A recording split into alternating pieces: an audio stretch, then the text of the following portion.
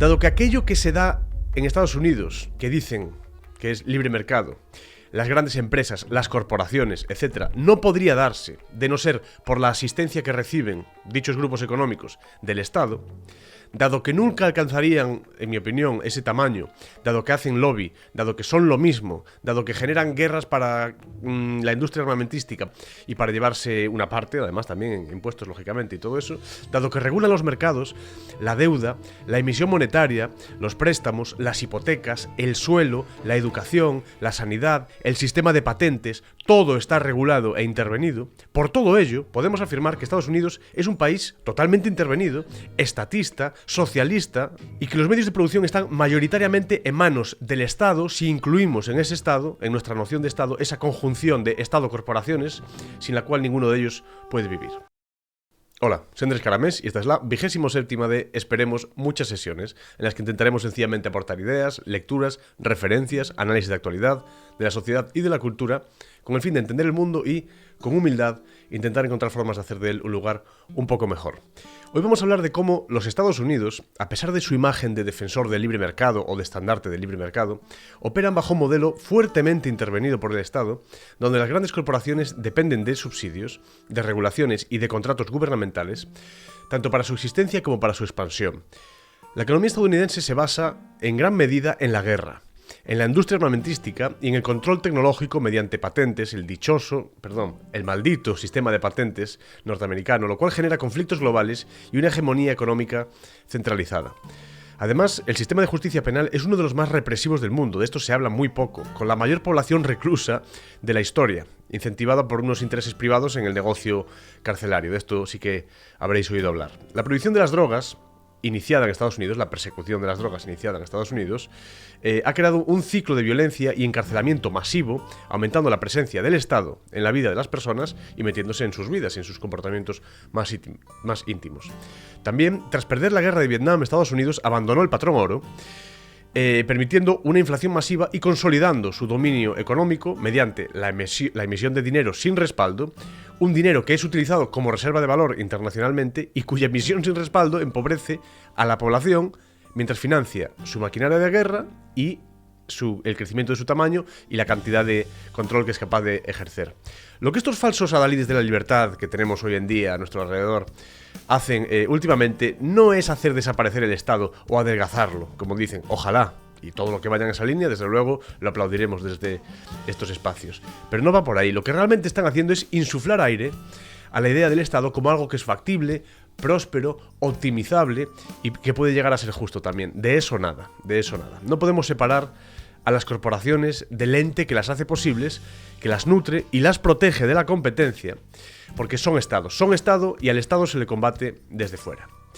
Bien, y al final, como siempre, pasaremos a esos agasajos culturales, una cita de un libro y una recomendación musical. Venga, vamos allá. Bien, ¿es Estados Unidos un país socialista? Bueno, ya saldrá alguien, no, socialismo es otra cosa, un país socialista sería otra cosa, vale. Independientemente de que pueda utilizar a modo de hipérbole la afirmación de que Estados Unidos es un país socialista, hay razones para pensar que es así.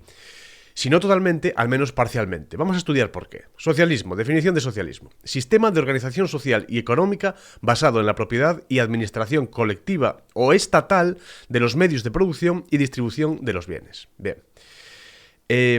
Dado que aquello... Esto es curioso, ¿no? Porque en la propia definición de socialismo que cogemos aquí en este caso de la Real Academia Española, administración colectiva o estatal, una de las dos, ¿no? Como si tuviese algo que ver la colectiva con la estatal, como si la estatal, como si el Estado no fuese un pequeño sustrato de personas que componen un territorio que de manera, digamos, histórica tiene un nombre y se inscribe dentro de pues, las distintas formas que conocemos, ¿no? Nación, país, Estado, etc. Como si ese grupo de personas, el Estado, no fuese un grupo muy reducido de gente. Bien, dado que aquello que se da en Estados Unidos, que dicen que es libre mercado, las grandes empresas, las corporaciones, etcétera, no podría darse de no ser por la asistencia que reciben dichos grupos económicos del Estado, dado que nunca alcanzarían, en mi opinión, ese tamaño, dado que hacen lobby, dado que son lo mismo, dado que generan guerras para la industria armamentística, para que la industria armamentística venda y para llevarse una parte, además también en impuestos, lógicamente, y todo eso,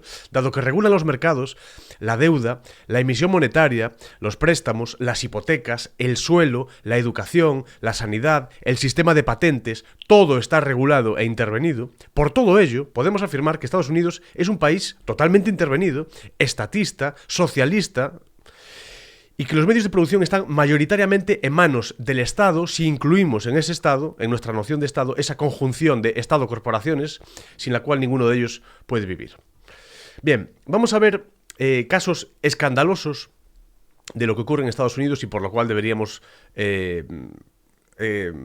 distanciar, en cierto modo, la imagen que tenemos de ese país como, ya digo, el estandarte de la libertad y del libre mercado y de todo esto, y empezar a reformular un poco lo que realmente ocurre allí y los errores que cometen. Es un sitio donde lógicamente ocurrirán cosas maravillosas también. No es una crítica totalizadora a los Estados Unidos. Hay gente maravillosa allí, proyectos maravillosos y cosas fantásticas, y dentro de las personas, ideólogos y filósofos que han desarrollado su pensamiento en aquel sitio, lógicamente hay gente estupenda, ¿eh? No es una cosa totalizadora, es la crítica a lo que verdaderamente ocurre allí y a esa visión que se suele tener de Estados Unidos como la tierra de la libertad, donde todo es libre, donde el libre mercado, de eso nada, es un sitio totalmente intervenido, estatista y con un Estado gigante y asqueroso que además es súper violento, tiene a millones de personas en la cárcel y bueno, de eso hablaremos ahora en un rato. Bien. Hay una cosa en Estados Unidos que se llama el plea bargain, el plea bargain, se escribe, lo pronunciaríamos en español, a la española, en la cual te imputan cargos diversos sin que necesariamente exista una evidencia sólida. Los testigos suelen ser otros policías, lo cual puede generar conflictos de interés. Se acumulan múltiples cargos, 4, 5, 6, te acusan de varias cosas. Me pisaste, resistencia a la autoridad, me escupiste, llevabas una pistola, hacías esto y tal. O sea, normas que ellos mismos te dicen que tú no puedes hacer. Se arrogan una suerte como de privilegio o de distancia por ser policías o agentes del orden o como les quieran llamar. Te dicen que no puedes llevar un arma encima, te dicen que no puedes llevar marihuana encima, te dicen X cosas y claro, después de que te las hayan dicho, te han situado a ti fuera de la ley porque han movido la ley hacia un lado. No es que te hayas salido tú, no es que tú la estés incumpliendo, es que han cogido la ley y se la han llevado a otro sitio. Bien, te acusan de varias cosas, los testigos suelen ser otros policías, te amenazan con una sentencia como las que hay allí a veces brutales, ¿no? De 60 años de cárcel o lo que sea. Ojo, que algunas, como pues para algunas personas la pena de muerte o la cadena perpetua, etcétera, son temas que es interesante tocar, ¿no? En lo que tiene que ver con pues qué hacer con la gente que ha cometido un crimen de sangre o que se ha cargado a alguien o que ha hecho una afrenta muy, muy fuerte como una violación o cosas de este estilo. Desde luego habría que ver si algunas de esas penas tiene lógica, pues la postura un poco del ojo por ojo y de estas cuestiones, que todo eso es debatible e interesante. Yo no estoy diciendo que en Estados Unidos las penas sean demasiado duras. Quiero decir que en gran medida muchas veces no se andan con coñas, pero que igual te ponen cadena perpetua por haberte cargado a alguien, ok, eso se puede mirar, puede que incluso sea una buena cosa o incluso la pena de muerte, habría que debatirlo, pero también a veces resistencia a este policía o llevaba un cuchillo un poco largo en el bolsillo y te cargan una cantidad de años allí a veces que es impresionante, ¿no? Entonces se te amenaza con esas penas de prisión tan largas y ante esa situación se obliga al acusado a aceptar una suerte de acuerdo, este plea bargain, aceptar un acuerdo para evitar el riesgo de una condena pues todavía mayor, ¿no? Bien, Estados Unidos tiene, en principio, la mayor población reclusa de la historia de la humanidad, ¿vale? Es más o menos teniendo Estados Unidos 3 veces menos población que China, tiene 3 veces más presos. Hay gente que dice que incluso 4 veces más presos. O sea, más o menos, en total, es como 10 veces más encarcelamientos que en esa China socialista, comunista, con un Estado gigante, partido único, etcétera. Vamos a analizar un poco esto. Población reclusa en Estados Unidos. Se estima que en Estados Unidos hay alrededor de 2 millones de personas encarceladas en prisiones y cárceles. Esto es tremendo, porque Estados Unidos tiene, creo que 330 millones de personas. Bueno, si hacemos la cuenta así rápidamente, si hay 2 millones, 1 millón, tal, o sea, de cada 160 personas, de cada 160 personas, ¿vale? Incluyendo bebés, ancianos, ancianas, personas en una residencia, personas con una minusvalía, si cogemos a toda la población, ya digo, recién nacidos, etcétera, de cada 160 de esas personas, una está en la cárcel. Decidme si eso es normal. Y aunque todas esas personas hubiesen cometido crímenes terribles, que no es cierto, porque muchísimas de esas están en la cárcel por crímenes sin víctima, que tengo que hacer un episodio solo sobre eso. Aunque fuese así, aunque fuesen personas que han cometido una ofensa muy grave, habría que preguntarse qué está fallando en ese sistema. No es cuestión de meter a una de cada 160 personas en la cárcel y ya está, nos libramos de los problemas. ¿Qué está pasando ahí? ¿Por qué hay esa criminalidad? ¿Por qué está ocurriendo eso? Pero no van por ahí los tiros, es mucho peor que eso. Se estima que hay 2 millones de personas encarceladas en las prisiones y en las cárceles. Además, se informa de que hay aproximadamente 4 millones de personas que se encuentran bajo libertad condicional o supervisión pues similar a esta, ¿no? Estas cifras, por cierto, son fuentes como el Bureau of Justice Statistics, The Sentencing Project, o sea, son organismos oficiales que dan muchas veces estas estadísticas, etc. Más gente en la cárcel que ningún régimen en la historia de la humanidad. Tasa de encarcelamiento. Con una población de 330 millones de personas, Estados Unidos tiene una de las tasas de encarcelamiento más altas del mundo.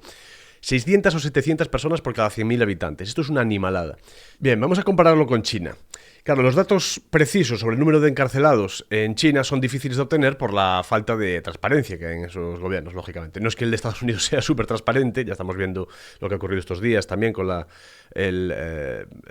apertura a poner a disposición ciertos documentos sobre lo que tiene que ver con Epstein y todo esto. No es el gobierno más transparente del mundo, ni muchísimo menos, y espían mucho, pero bueno, en China hay muchas cosas, lógicamente, también de las cuales no te enteras. No es que una sea un ejemplo y el otro no, sino que ninguno de los dos gobiernos son un ejemplo. Pero bueno, algunas estimaciones dicen que hay entre 1 y 1.7 millones de reclusos.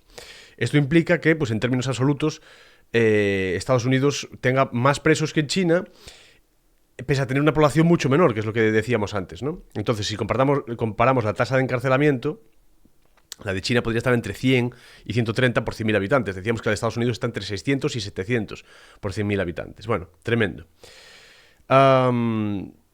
Las cárceles son un negocio en Estados Unidos. Yo creo que sobre esto, a este punto, ya no queda casi ninguna duda. Hay grupos económicos que apoyan las carreras legales de personas que vayan a ser sheriff, por ejemplo, que es un cargo electivo. En general, los sheriff allí son elegidos, como se elige a un alcalde, una persona de estas características.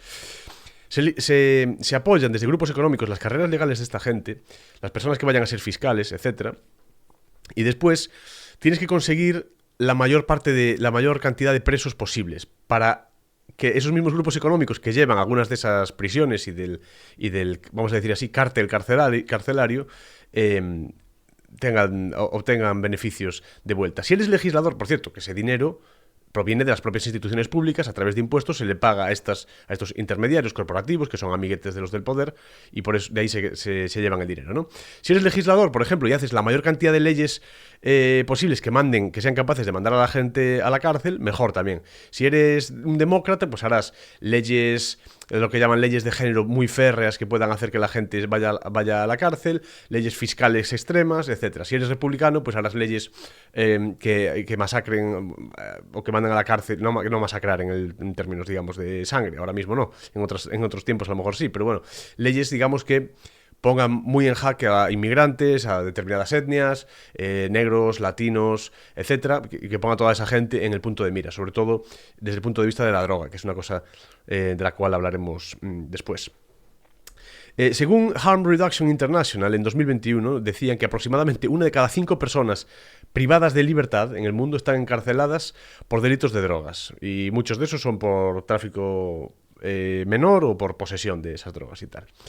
Vamos a abrir un poco este melón. Estados Unidos impulsó la guerra contra las drogas. Es uno de los mayores, en mi opinión, uno de los mayores ataques contra la libertad y uno de los elementos creadores de violencia y represión más importantes de la historia de la humanidad. Pensad en lo que está pasando, lo que pasa en general en Sudamérica, en distintos sitios, no pasa en toda Sudamérica, no me malinterpretéis, pero ya sabéis a lo que me refiero, todo lo que ocurre en determinados sectores en México, en Colombia, en Ecuador y en muchos otros sitios con la cuestión de las drogas, que de no haberse iniciado esta guerra contra las drogas, este lenguaje bélico utilizado por los Estados Unidos, con la ley Harrison y todo esto, bueno, lo veremos ahora, de no haberse iniciado esa guerra contra las drogas, no habría ningún problema de estos.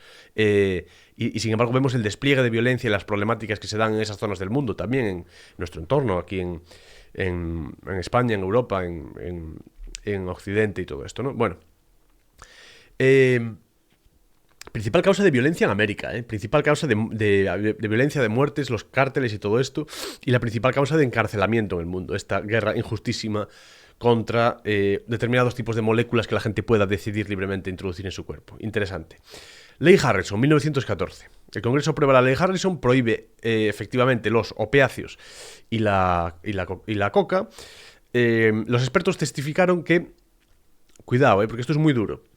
Y esto está además está recogido también en un artículo, a ver si luego os pongo el enlace por aquí, en un artículo de aquella época, del New York Times, sí. ¿New York Times? Sí, bueno, tengo el enlace por ahí, a ver si os lo pongo luego en la descripción. Los expertos testificaron que la mayoría de los ataques contra mujeres blancas del sur son en resultado directo de un cerebro negro enloquecido por la cocaína. Esto es gravísimo, ¿eh?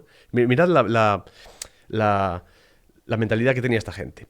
Así, en aquella época, los grupos proto-feministas, podríamos decir, y los fundamentalistas religiosos ultraconservadores, y los puritanos y puritanas, hacían una piña y colaboraban para desarrollar este tipo de leyes liberticidas, cosa que hicieron más veces luego a lo largo de la historia, el unirse estos puritanos, puritanas, ultraconservadores, gente reaccionaria y grupos feministas, etcétera, muchas veces unieron fuerza para hacer leyes que en lugar de ir en favor de la libertad, de la autogestión, de la ayuda mutua y en general de la libertad, fuesen, ya digo, leyes liberticidas que le diesen más poder todavía al Estado. En 1918 llega la prohibición del alcohol, la ley seca, la famosa ley seca, y esta es la época de la violencia, es la época de los gángsters, es la violencia de todas esas películas que hemos visto, y que si Elliot Ness, y que si los tiroteos, los gángsters, las metralletas, y todo eso, todas esas películas que vemos. De repente se arrestaba y encarcelaba a personas por hacer lo que llevaban haciendo toda la vida libremente. Es la ley la que se sitúa fuera de las personas, no las personas las que se sitúan fuera de la ley. Se mueve la ley hacia un lado y se sitúa la ley fuera de lo que hacen las personas, que es muy distinto. La prohibición también significó el surgimiento de un mercado negro, inevitablemente operado por delincuentes, que son los que están acostumbrados a operar precisamente en los márgenes de la ley y caracterizado lógicamente por la violencia. Cuando están fuera de la ley y la gente que va a operar ahí es la gente que está acostumbrada a operar fuera de la ley, la gente que está más acostumbrada a desplegar la violencia. ¿Y quién ganará? ¿El que mejor comercie? ¿El que más majo sea? ¿El que mejor atienda a la gente? ¿El que mejor producto tenga? No, el más violento, ya está, el más violento. Bien, ¿qué se crea con la prohibición o con esas prohibiciones? El narcotráfico. No hay narcotráfico antes de la prohibición. Habrá, si acaso, comercio. Igual que ahora comercio de alcohol, de tabaco, de aspirinas, de esto, del otro. El narcotráfico se crea precisamente con la prohibición. Hay mucha gente a la que le cuesta entender esto. La propia prohibición es la que sitúa determinadas moléculas, determinadas sustancias, determinadas plantas, incluso determinados elementos a los cuales la gente debería tener libre acceso, igual que tenemos acceso a otras cosas. Lo mueve a un lado, mueve la ley hacia un lado y la gente pasa a estar situada fuera de la ley. Y ahora esa gente quería tomarse un whisky libremente y tenía que destilarlo ellos, y ahí es cuando lo destilaban en los bosques, en el sur de Estados Unidos, bajo la luna, y ese, ¿cómo se llama? Moonshine, ¿no? Ese tipo de whisky así un poco más áspero, como más fuerte, que se destilaba en las casas de manera clandestina y tal. El moonshine viene de esa época, ¿no? De la época de la ley seca, de tener que destilar esas bebidas, digamos, a la sombra, en la noche, donde nadie te viese, porque estaba prohibido. Bien. Entonces, con la prohibición se crea el propio narcotráfico, ¿vale? Que a la gente le cuesta mucho entender estas cosas. ¿Quién arbitra eso? ¿Quién arbitra el narcotráfico, entonces?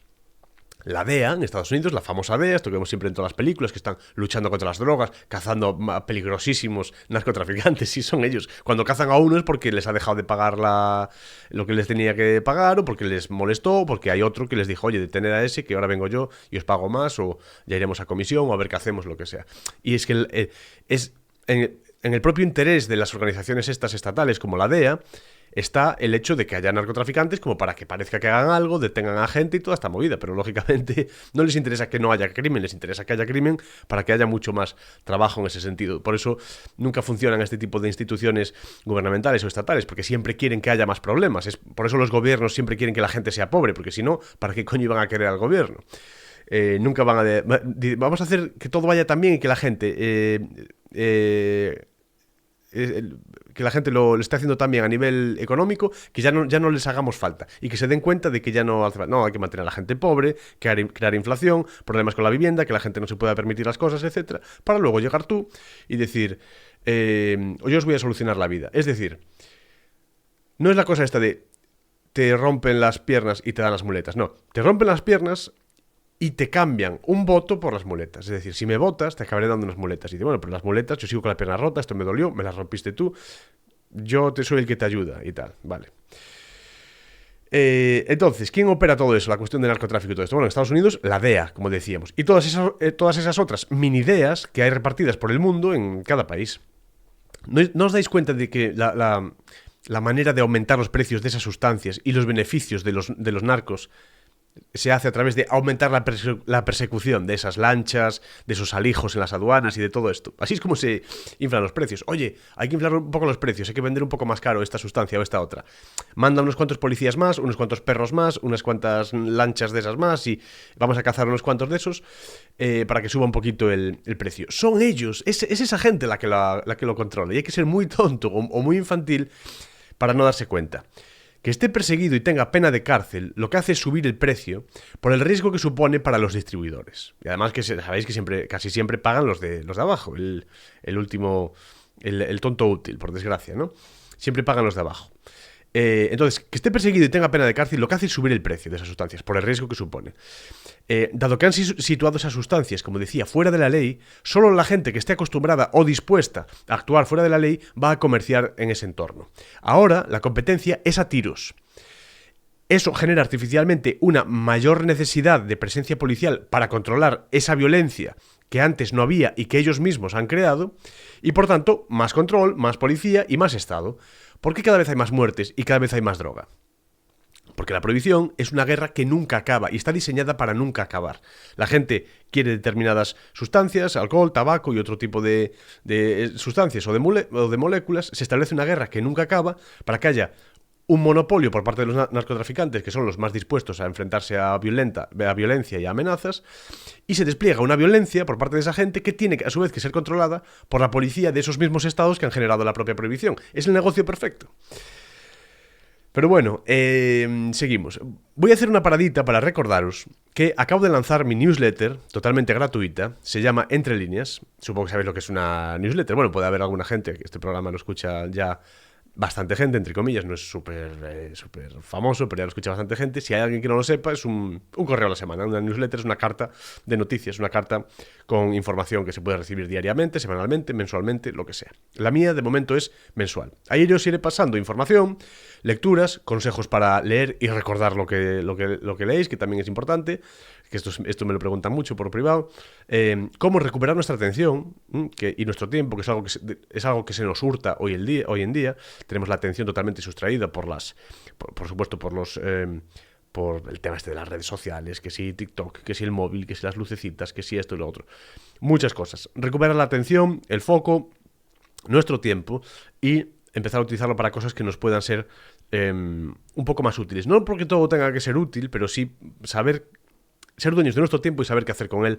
Y si lo que nos ocurre es que queremos aprender más cosas, saber mejor cómo funciona todo, y si estás escuchando este programa, seguro, 100% que eres una de esas personas a las que les gusta saber cómo funcionan las cosas y aprender algo nuevo cada día y cada semana, como decía, saber qué hacer con ese tiempo y enfocarlo en este sentido, por ejemplo, de aprender un poco más, de ser una persona más consciente, entender cómo funcionan las cosas y tal. Pues eso, recibiréis un correo a la semana con toda esta información, posibles cursos que vaya sacando, productos, eventos, etcétera, posibles eventos que pueda hacer, y además es una manera de tener una lista con mi gente, podemos decir así, con vosotros y vosotras, por si algún día me censuraran, por si algún día me borrasen la cuenta, o lo que sea, que no sería tan raro con esta deriva totalitaria que sufrimos. Facilísimo, entráis, ponéis vuestro email y le dais a suscribiros, ya está. Bueno, hay una casillita ahí, lo típico de términos y condiciones, tal, lo típico, pero bueno, ponéis vuestro email, casillita, clic en suscribir, ya está. Estáis ya en mi lista y recibiréis eso, un correo semanal con esta información y con posibles cosillas que vaya sacando, ¿de acuerdo? Pues muchas gracias y seguimos. Decía que Estados Unidos por ejemplo, al perder la guerra de Vietnam, esto es un tema interesante, sale del patrón oro, abandona el patrón oro. Para quien no esté muy ducho en estos temas, hasta aquel momento el dinero que se imprimía tenía un valor que estaba más o menos respaldado, en principio, por la cantidad de oro que pudiese tener en reserva el Estado que estuviese imprimiendo ese dinero.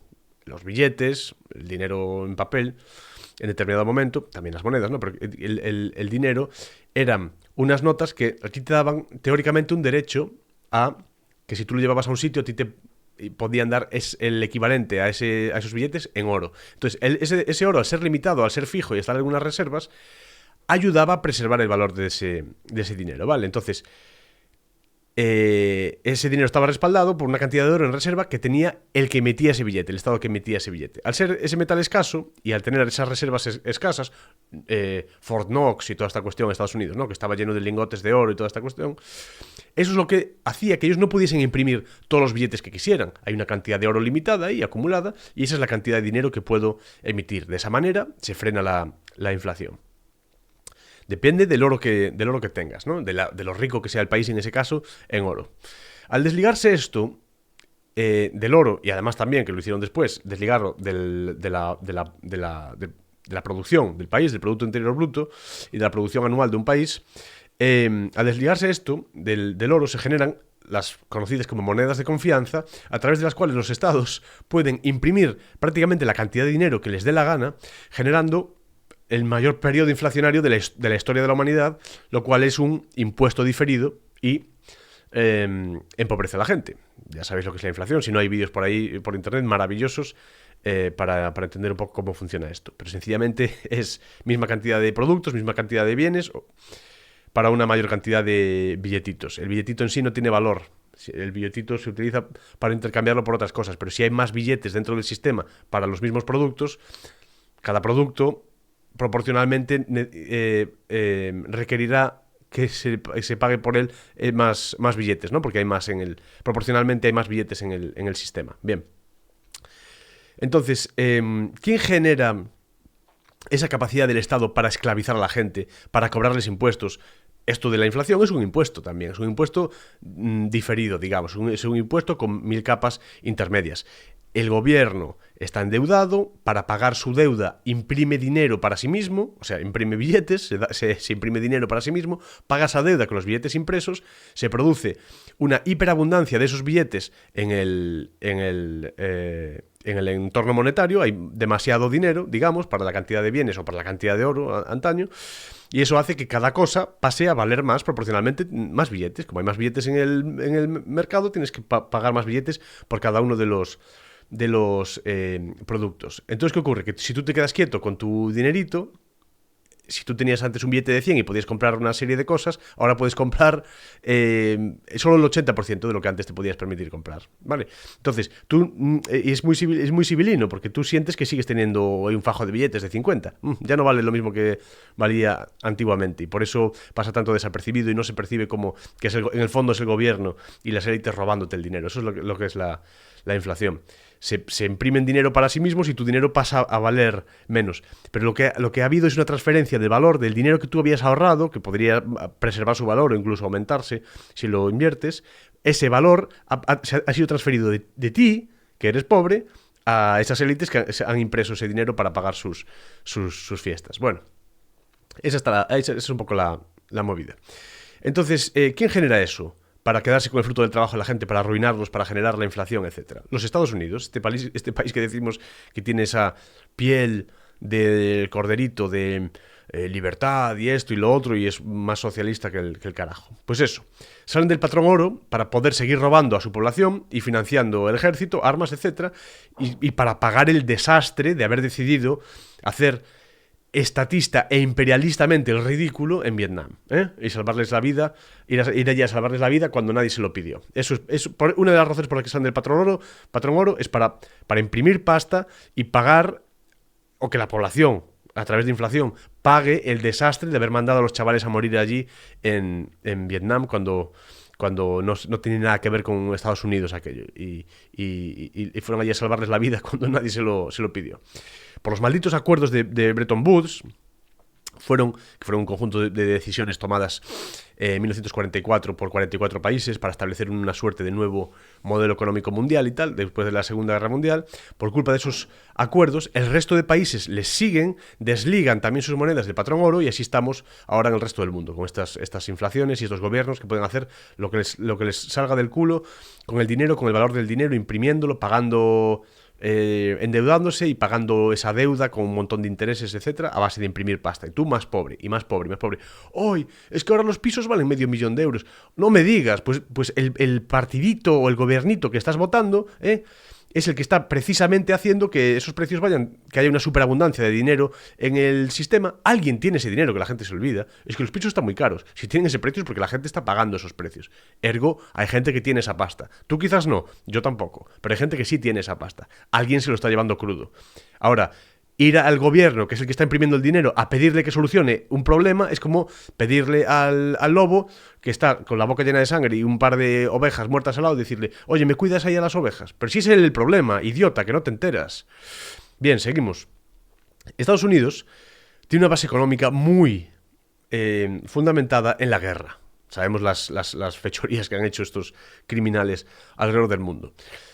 Por cierto, auspiciados por los neoconservadores americanos, que tienen que además se estudia por ahí, que tienen un origen, curiosamente, de lecturas leninistas, expansivas, internacionalistas, y tienen esta cuestión de la exportación de la democracia, es decir, bombardear a medio mundo para llevar sistemas democráticos a otros sitios, ir allí y reventar, pues lo que sea, quitar a Gaddafi, porque, Gaddafi iba a implementar una suerte como de moneda a la africana, creo que basada en oro o alguna cosa así como inmóvil, un activo inmóvil, para no tener que utilizar los dólares, los famosos petrodólares, y dijeron: de esto nada. Se unieron Estados Unidos, creo que intervino Italia, Francia intervino desde luego, y fueron allí, y ya visteis lo que le hicieron y toda la movida, lo lincharon allí fuera y tal.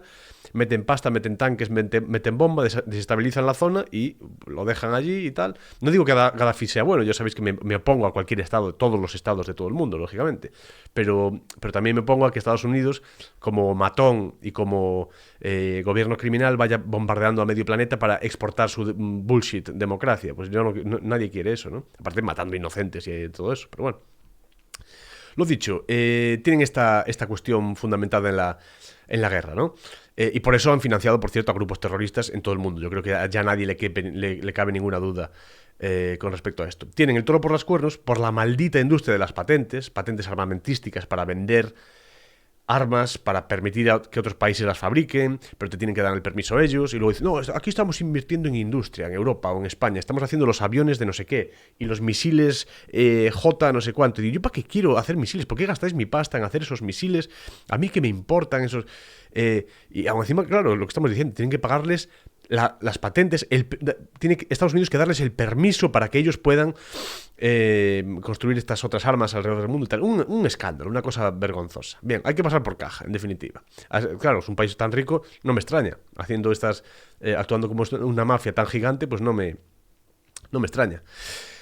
Bien, la industria militar, el complejo militar industrial, representa... es un punto clave en la economía americana. El gasto en defensa supera el 3% del PIB, que son más 800.000 millones en 2023, y luego hay empresas como Lockheed Martin, Raytheon, Boeing, los de los aviones, etcétera, que dependen muchísimo de contratos gubernamentales. El tema de los grupos armados. Apoyo a los mujahidines en Afganistán. Sabemos lo que ocurrió después y cómo quedó todo aquello. Luego hay la deriva, que si aparece Al-Qaeda, que si el respaldo indirecto a distintas facciones en los conflictos como Siria y tal. Luego lo vemos por la tele y decimos: es que esta gente de los países musulmanes, ¿cómo se pelean por ahí? ¿Pero de quién son las armas? ¿De quién son los tanques? ¿De quién son las balas? ¿Quién va allí a tocarle las narices? Y ahora tenemos este mismo problema en Europa. Ya empieza a haber gente aquí, en nuestro entorno, en nuestro contexto, que ya están diciendo: un gran ejército para la Unión Europea hace falta, y hay que ir a luchar contra Putin y mandar a los chavales allá a morir y tal. Yo ya aviso, ya lo digo en mis redes sociales y a mis grupos cercanos también, a mis amigos y tal: resistíos cuidado porque en el futuro puede llegar la guerra y os pueden decir que os alistéis o puede que haya un reclutamiento forzoso. Resistid, huid de ahí, no es vuestra guerra, no tiene nada que ver con vosotros, que les den por el saco, nada de eso, defender qué, nada, tú en tu casa y ellos que vayan ellos, que vaya Rajoy, que vaya Pedro Sánchez, que vaya Macron y que vayan ellos a pegarse tiros con Putin y con quien sea. Bien. Les encantan las escaladas, las espirales ascendentes de violencia, etcétera. Lógicamente, ellos están ahí en sus palacios y mandan a los chavales a morir a la guerra por cosas que no tienen nada que ver con los chavales, sino que son peleas de los de arriba, de los de la corbata, los imbéciles esos. Bien, luego las empresas de esas empresas de defensa protegen tecnologías que son clave. Drones, misiles, todo tipo de armamento, tecnologías, radares y toda esta cosa. Mediante patentes, están protegidas, o sea, monopolizadas, obligando a esos otros países, como decíamos antes, a pagar licencias o a comprarles directamente el armamento a ellos. Empresas como Intel, Nvidia, etcétera, tienen patentes que son controladas, dirigidas y protegidas militarmente por el gobierno de los Estados Unidos alrededor de todo el mundo. Estados Unidos restringe la exportación de chips a determinados sitios. Por ejemplo, recientemente una restricción muy grande de exportación de chips a China por parte de Nvidia, si no recuerdo mal. Luego hay sanciones internacionales, sanciones a Huawei y todo esto. A veces parece como que son estados jugando unos con otros, pero son guerras en el fondo militares porque siempre está la sombra de la amenaza militar de todo eso. Ya me diréis, si con todo esto que estamos mencionando, Estados Unidos es un sitio de libertad, de libre mercado, sin regulaciones, con una presencia estatal muy, muy pequeña. ¿Qué va? El Estado, la guerra es la salud del Estado, como decía Randolph Byrne, y a Estados Unidos le encanta la guerra, le flipa. Bien, el sistema de patentes es una intervención estatal que otorga monopolios, temporales muchas veces, pero bueno, se van renovando, igual que se va renovando la tecnología, etcétera, y contradice, por supuesto, cualquier principio que tenga que ver con la libre competencia, el libre mercado o como se le quiera llamar. O sea que paradójicamente esto es una cuestión totalmente estatista, ¿vale? La propiedad intelectual, la propiedad de las ideas, etcétera. Eso es un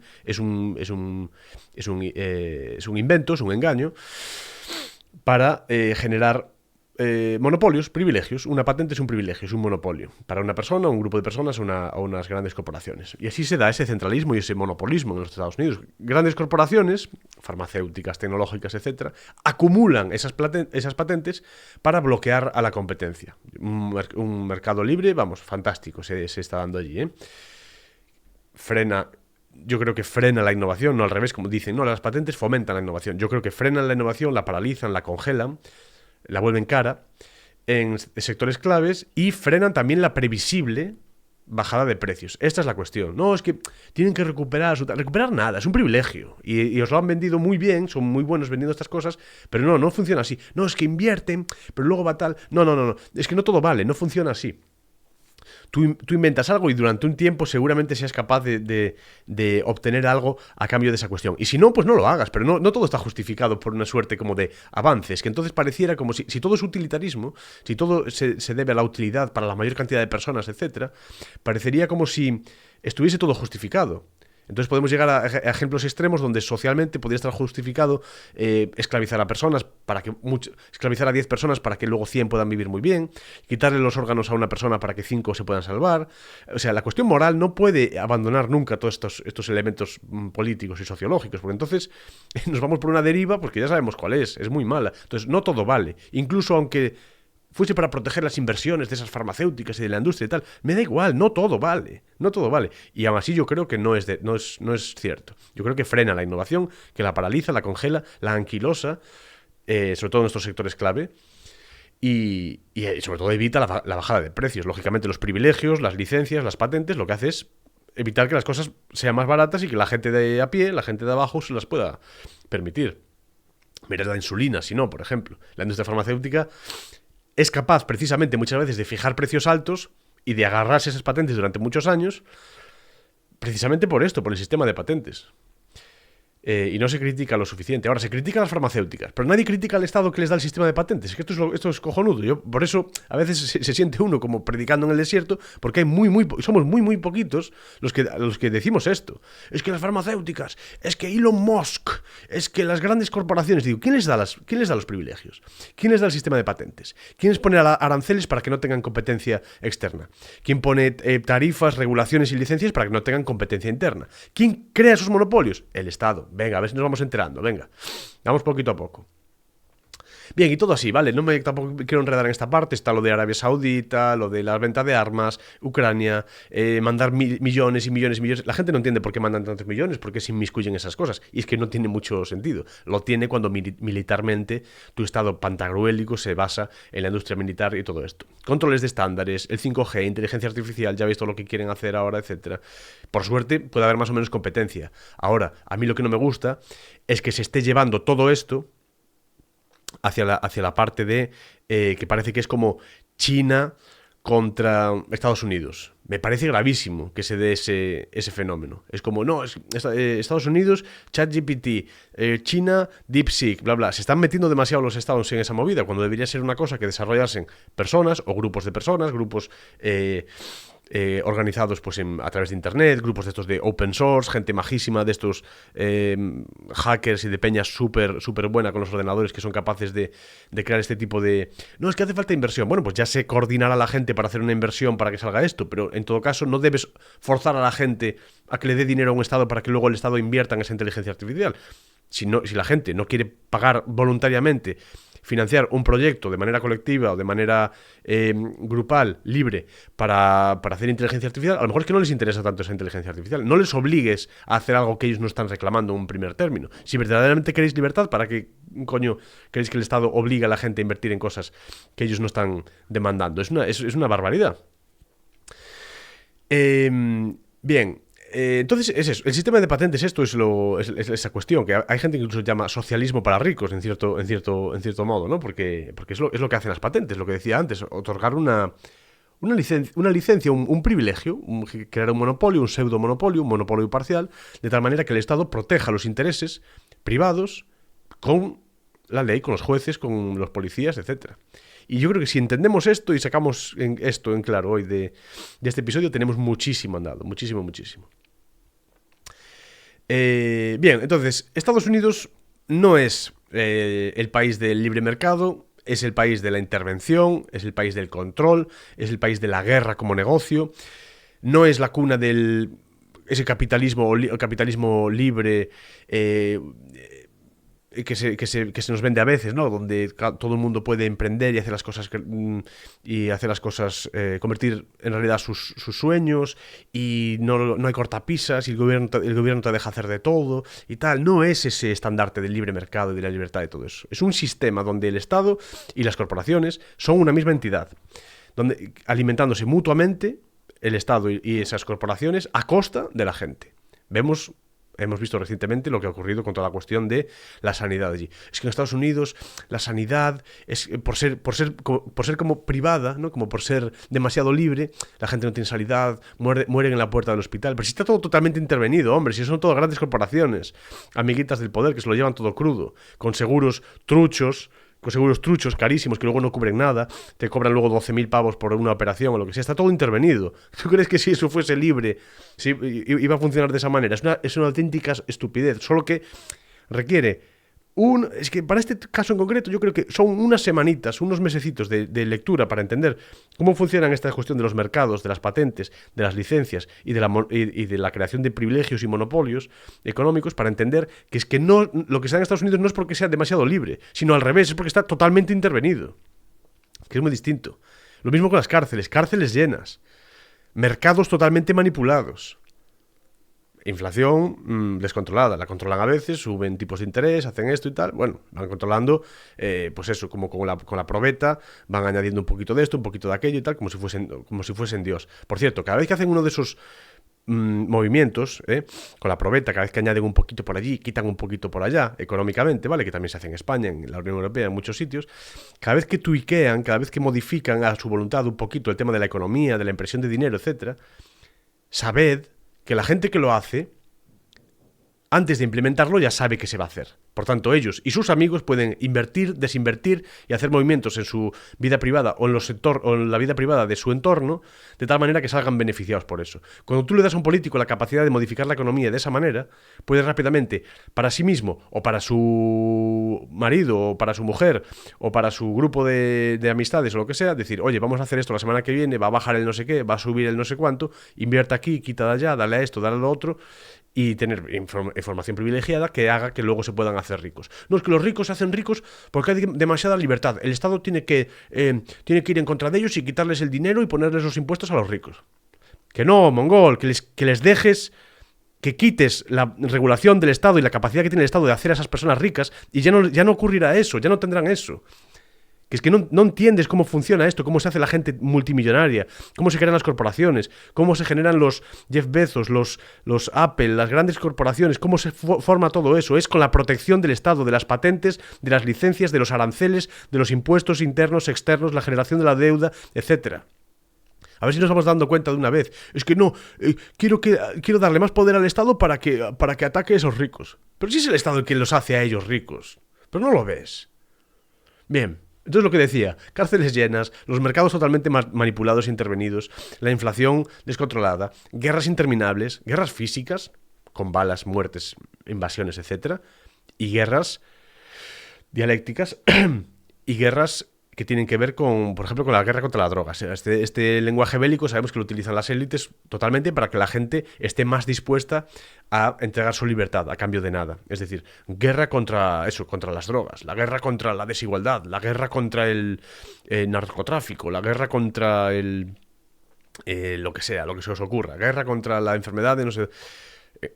En un contexto bélico, con un lenguaje bélico, la gente es más propensa a regalar su libertad, a aceptar medidas extremas, a aceptar impuestos confiscatorios, etcétera, porque dicen, bueno, al final estamos luchando por algo que es mucho más grande que nosotros, ¿no? Que es la nación y es el futuro y el bienestar de toda una nación.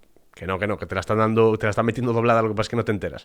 Que porque te han puesto un poquito de cremita, un poquito de anestesia y no te estás enterando. Pero el lenguaje bélico va por aquí, ¿vale? Y este tipo de cositas hay que tenerlas en la mente, porque una vez las sabes, luego cuando escuchas hablar a un político, o cuando lees un periódico, o cuando ves un titular, o cuando ves un meeting por ahí, o los ves hablando en el Parlamento, todo esto, empiezas a decir, ay, mira cómo utiliza esto, ay, mira cómo utiliza aquello y tal. Y empiezas a verlos como lo que son, unos auténticos sinvergüenzas, unos ladrones, unos criminales, unos asesinos, sobre todo unos ladrones y unos sinvergüenzas, unos mentirosos, y sabiendo todo eso, pues dices, pero entonces vives como amargado, vives como mal, porque ahora que más o menos eres capaz de leer un poco entre líneas, recordad, mi newsletter. Os dejo por ahí el enlace para que suscribáis. Ahora que soy capaz de leer entre líneas y tal, voy a vivir amargado y mal. No, al revés. Puedes vivir con la paz de decir, sé por dónde vais a intentar colármela y yo me voy a resistir todo lo posible. Habrá cosas a las cuales yo no me puedo resistir. Si me venís con violencia, con amenazas de meterme en la cárcel, de robarme, de quitarme el dinero del banco con con un embargo o cosas de este estilo, pues bueno, tenéis el poder, tenéis a los jueces, a la policía, etcétera, pues me iréis a la pluma. Pero en la medida de lo posible me voy a resistir y le voy a contar a toda la gente de mi entorno que sé de estas cosas y se van a enterar y me vais a tener enfrente. No a vuestro lado, dándoos apoyo y un voto y un besito y un masaje en los trapecios y en la espalda. No. Me vais a tener enfrente porque sois unos sinvergüenzas, unos ladrones y os veo venir. Entonces, esa es un poco la diferencia. Ahora, no es cuestión de vivir amargados. Son ellos los que deberían vivir amargados y no ser capaces de pegar ojo por la noche con todo el daño que están haciendo allá donde reinan. ¿No es cierto? Entonces, no es cuestión de estar amargados, ¿no? Ni muchísimo menos. Yo creo que es mejor ser un poco valientes, saber cómo funcionan las cosas y una vez tener esa información, oye, para poder sobrevivir, pues desarrollar esa suerte de sano cinismo, por el que abogo yo a veces un poquito, para decir, bueno, vale, yo sí, jugamos por las normas, venga, estamos por aquí, declaración de la renta, te mando un no sé qué, un correíto, venga, aparco aquí no me dejas, venga, aquí no aparco entonces, aparco allá. No pasa nada, no me voy a resistir porque me vas a pegar un tiro, me vas a meter en la cárcel. Vamos a seguir un poquito jugando este juego y tal. Pero que sepas que sé quién eres y sé que lo que haces no está bien, ¿vale? Y me tienes enfrente, a mí y a toda esta otra gente, ¿de acuerdo? Entonces, ándate con cuidadito. Los que tienen que tener miedo son ellos, siempre, ¿de acuerdo? Y yo creo que ahí por esas vamos. Entonces, bueno, insisto, lo voy a repetir una vez más. Estados Unidos, cárceles llenas. La mayor población reclusa probablemente de la historia de la humanidad. Los mercados totalmente manipulados e intervenidos, estatalizados. Intervención estatal, sí, estatal. Socialización de los medios de producción a través de industrias nacionales, grandes bloques de industrias nacionales, guerras hechas para la industria nacional, petróleo, etcétera, dándole poder a corporaciones que no son más que una extensión del propio Estado, porque a esas corporaciones se le dan esas licencias y capacidad de, por ejemplo, importar petróleo y las cosas que sean a través de los propios gobiernos. Las infraestructuras para que las utilicen esas corporaciones para importar cosas, las construyen los gobiernos también. Entonces sí es un Estado socialista en este sentido. Los medios de producción los tienen esas corporaciones que las están utilizando por la licencia o por el favor que les ha hecho el propio Estado para hacerlo. Si les hacen las tuberías, si les hacen los puertos para que hagan los barcos petroleros para traerlo, o las tuberías, los oleoductos, las infraestructuras, todo eso, al margen de muchas veces subvenciones y dinero que se les da para que crezcan y para que puedan librarse de su competencia. Tú tienes dos empresas que están haciendo lo mismo, a una de ellas le das subvenciones, va a poder permitirse retirar a la otra del mercado, porque pues, por ejemplo, sin ir más lejos, podría reducir los precios y ya está. La otra no es capaz de competir porque no tiene esa subvención, ya está, ya te la has cargado, ya la has dejado fuera del mercado. ¿No es cierto? Entonces, insisto, teniendo toda esa gente en la cárcel, ¿vale? 2 millones de personas en las cárceles, 4 en libertad condicional o cosas similares, teniendo el mercado totalmente intervenido, los medios de producción en parte dentro de la propia industria americana, dentro de lo que es el Estado, y otra parte en las corporaciones que solo tienen ese tamaño y solo desarrollan esas actividades económicas gracias al Estado y a su protección, a sus prebendas y a sus licencias.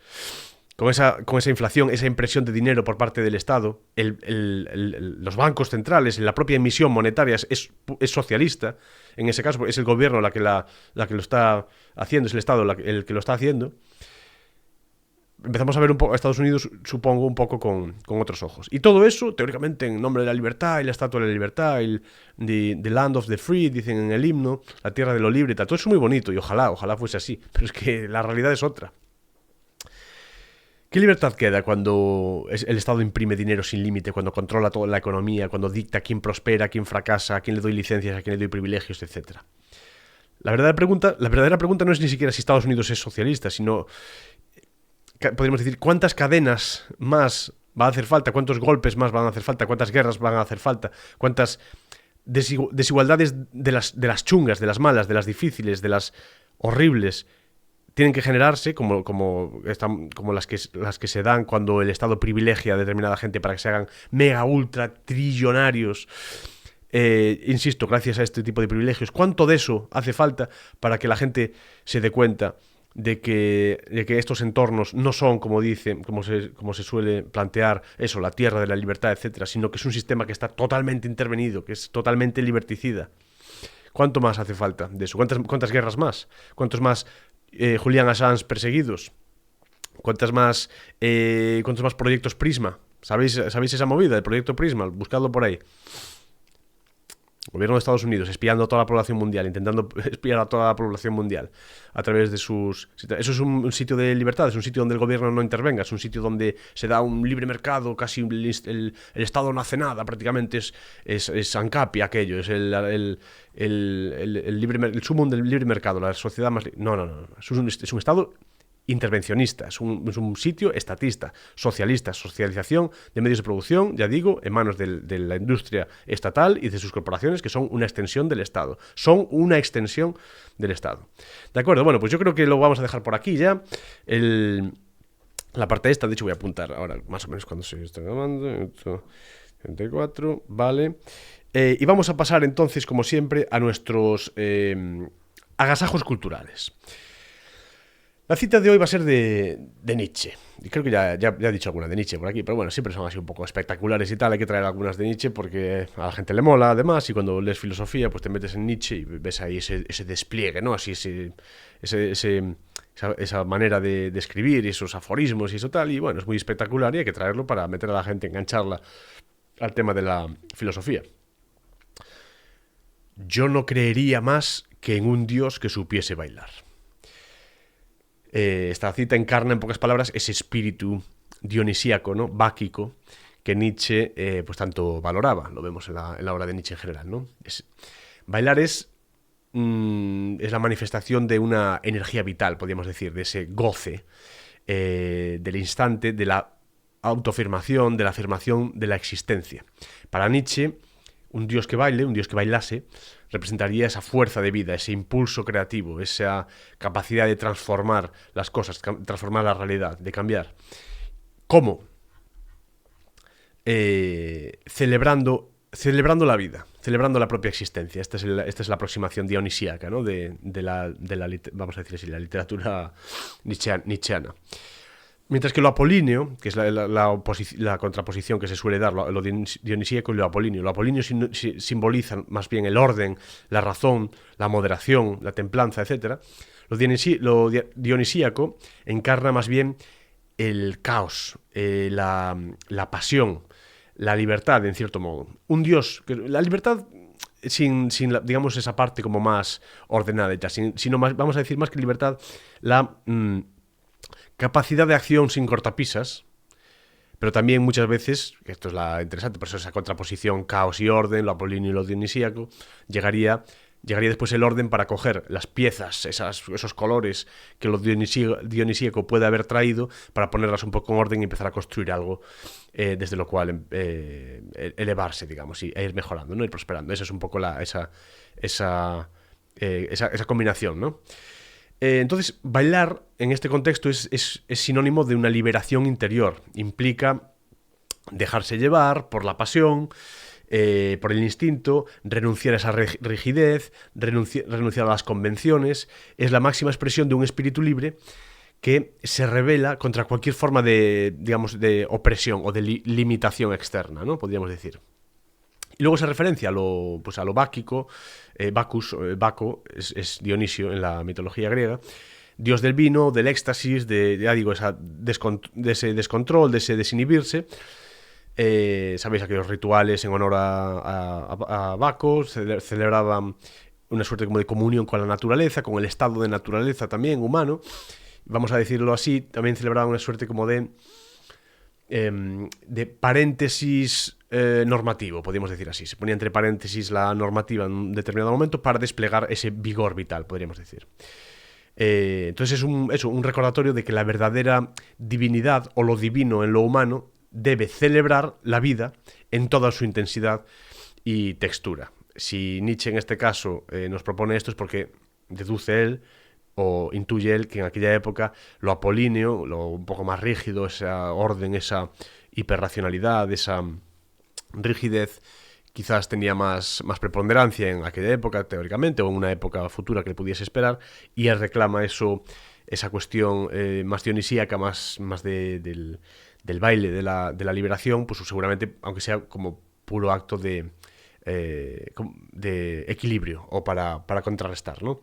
Entonces es ese recordatorio de que estas divinidades o la implementación de lo divino en lo humano debe celebrar la vida con ímpetu, con vigor, en toda su intensidad y en toda su textura. Ahí es donde nace la textura. Bueno, estupendo. Y en cuanto a la recomendación musical, hoy quiero proponeros escuchar My Curse de Killswitch Engage. ¿Conocéis a Killswitch Engage? Es un grupo de metalcore. Esta canción fue lanzada en 2006 como parte del álbum As Daylight Dies. Es un grupo de metalcore bastante conocido. Yo los vi en Galicia hace ya bastantes años, no sé, igual hace 10 años ya, no sé cuánto. Tiene un directo buenísimo, un sonido buenísimo. Si no me equivoco, el guitarrista de Killswitch Engage fue quien, que no me acuerdo el nombre, fue quien sacó el sonidazo que tienen ellos en los discos y el sonidazo que tenía Parkway Drive en los primeros discos. No sé si luego siguieron grabando con él, pero en todo caso en los primeros discos sí que grabaron con este tipo, que es el guitarrista de Killswitch Engage, y saca un sonidazo que escucháis ahora los primeros discos de Parkway Drive, y tienen una calidad de sonido, una pegada, cómo cruje eso, y el bajo y la batera y todo, que suena que es una pasada. Metalcore del bueno. Y aquí en el caso de Killswitch Engage se da una combinación, pues, de esos riffs que nos molan muy metal, del metalcore y tal, con estribillos melódicos, con esa voz potentísima de Howard Jones, que por cierto me recuerda mucho a Cyril Gane, el de la UFC, el francés. Se parece mucho en la estructura facial. esa voz potentísima, súper profunda, con un vibrato ahí medio, casi medio de como de barítono, un poco de ópera y tal. Pues eso, con esos riffs y luego partes pues más gritadas, diríamos, pero bueno, en todo caso, temaco. El disco ese es un discazo, la verdad que tiene mogollón de temas, y quien quiera un metalcore ahí, pues que sea... Tiene un punto como dulce por tener esa voz melódica y tal, pero también tiene pues caña y los breaks y los riffs y todo esto. O sea, muy disfrutable, es un musicón, un disco muy bueno, este de As Daylight Dies, creo que es de 2006, y nada, esto traemos. La canción sería My Curse, de Killswitch Engage. Killswitch, Killswitch, Engage, con 2 Gs, ¿vale? Por si a lo mejor no habéis escuchado nunca hablar de este grupo, y si me olvido de ponerlo por ahí escrito en la descripción o tal, que nunca los pongo, pues tenéis que esforzaros por entender el nombre. Así que a veces os lo deletreo. Bien, pues espero que la disfrutéis. Pues nada, hasta aquí el episodio de hoy. Espero que lo hayáis disfrutado. Y como siempre os animo a suscribiros, bien sea al canal de YouTube, en Spotify, donde lo estéis escuchando, y dejadme comentarios, compartid vuestras opiniones, y también os pido que compartáis el programa con aquellas personas que penséis que pueden encontrarlo interesante. No olvidéis, ahora que está acabando el episodio, suscribiros a mi newsletter. Ya digo, es una newsletter gratuita, es un correo semanal con información sobre, ya digo, sobre lecturas, cómo recuperar la atención, cómo mejorar pues la memoria o la retención, digamos, de aquello que leemos, cómo leer entre líneas, cómo nos manipulan en algunas ocasiones. Ya digo, compartiré lecturas, reflexiones sobre libros y en general, pues maneras de pensar, de atreverse a pensar y de mejorar todo esto. Y nada más, muchas gracias de hecho por acompañarme una semana más en este intento de entender el mundo. Hasta la próxima.